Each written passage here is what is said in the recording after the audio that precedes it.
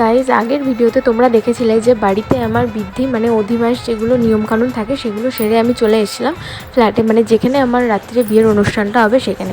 আর সেখানেই দেখো ছোট্ট করে একটা কলাতলা বানানো হয়েছিল, এখানেই আমার গায়ে হলুদটা হবে।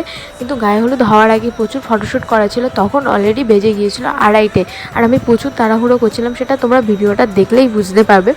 যাই হোক, এখানে গায়ে হলুদের রিচুয়ালসটা শুরু হওয়ার আগে আরও কিছু নিয়মকানুন ছিল, মানে ওই পাঁচে ওরা বরণ করবে, আরও অনেক নাপতি নখ কাটবে, এরকম অনেক নিয়মকানুন।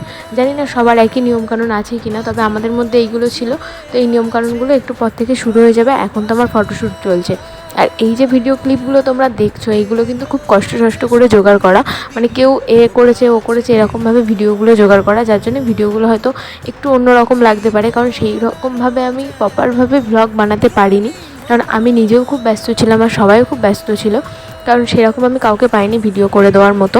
আর এখানে দেখো যে আমার মামি কাকিমা সবাই চলে এসছে এখানে গায়ে হলুদ লাগানোর জন্য। সেই 10 বছর অপেক্ষার পরে প্রিয় মানুষটার গায়ে ছোঁয়ানো হলুদ এই প্রথমবার আমার গায়ে উঠবে। আর এখানে দেখো হলুদটা ছোঁয়ানোর আগেও কিছু একটা মানে পোজ দিয়ে ক্যামেরাম্যান ফটো তুলতে বলেছিল, কিন্তু আমি জোর করে হাসছিলাম, তার কারণ আমার একটুও ভালো লাগছিল না, কারণ আমার মনে হচ্ছিল যে সাজতে যাওয়াটা আমার কাছে খুব জরুরি আর বিয়েতে টাইমে বসাটা খুব জরুরি, নয়তো লগ্ন পেরিয়ে যাবে।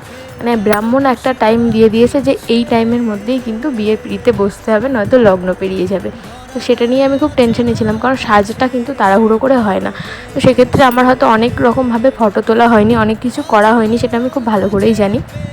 তো যাই হোক, তবে এইটুকুনি আমি বলবো যে আমার হয়তো ফটো তোলা হয়নি বা ভালোভাবে ভিডিও করা হয়নি, তাই কি, কিন্তু আমি চেয়েছিলাম যে যে দিনটা আমার স্পেশাল দিন সেই দিনটা আমি আমার মানে নিজে ফিল করব দিনটাকে, আর নিজে ভালোভাবে আনন্দ করব। মানে ক্যামেরাবন্দি অনেকেই করে রাখতে চাই, কিন্তু আমাদের না সেভাবে ভিডিও ক্যামেরা করা হয়নি বলে আমি ছোটো একে ভিডিও বানাতে বলে রেখেছিলাম, কিন্তু যে যতটা করেছে, সবাই তো সবসময় আমার পেছন ঘুরিনি বা ভিডিও করিনি, মানে যতটা পেরেছে ততটা। তবে বিশ্বাস করো, হয়তো ক্যামেরাবন্দি কিছু মুহূর্ত আমি করতে পারিনি ঠিকই, কিন্তু আমি নিজে প্রচুর আনন্দ করেছি। আমার এত বছরের ভালোবাসা আর এত বছরের সম্পর্ক ফাইনালি পূর্ণতা পেতে চলেছে। পূর্ণতা আগে একবার পেয়ে গিয়েছে, কিন্তু সেই পূর্ণতাটা না মানে প্রচণ্ড কষ্টের।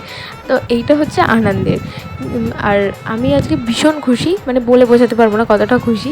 আর এখানে দেখো গায়ে হলুদের পরে এখানে ঘটি করে যে জল সইয়ে নিয়ে আসা হয়, সেটা দিয়ে আমার স্নান করিয়ে দেওয়া হচ্ছে। আর কিছুক্ষণ পরে আমি সাজতে যাব, তারপরে হচ্ছে আমাদের লগ্ন।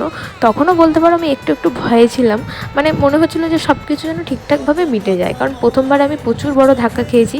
সেই ভিডিওটা যদি তোমরা না দেখে থাকো তাহলে একবার গিয়ে দেখে আসতে পারো, আমার এই চ্যানেলেই ছাড়া আছে ভিডিওটা, কেন আমার আগে একবার মন্দির থেকে বিয়ে করতে হয়েছিল, তারপরে গিয়ে আবার সব নিয়মকানুন মেনে বিয়ে হচ্ছে। তো যাই হোক, সেই সময়টার কথা আমি এখন আর মনে করতে চাই না, সব কিছুই ভালোই মিটে গিয়েছে। আমি এখন মানে ভীষণ খুশি।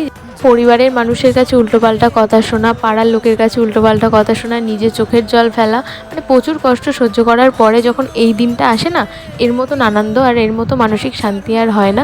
তো আমি চাই প্রত্যেকটা ভালোবাসার মানুষ যেন এই দিনটা দেখে, প্রত্যেকটা ছেলে মেয়ের জীবনে যেন এই দিনটা আসে। তো যাই হোক, এখানে রিচুয়ালস প্রায় শেষের দিকে, এরপর আমি চলে গিয়েছিলাম সাজতে। এই পার্টটা আসবে নেক্সট ব্লগে। টাটা, ভিডিওটা দেখার জন্য সাবস্ক্রাইব করুন।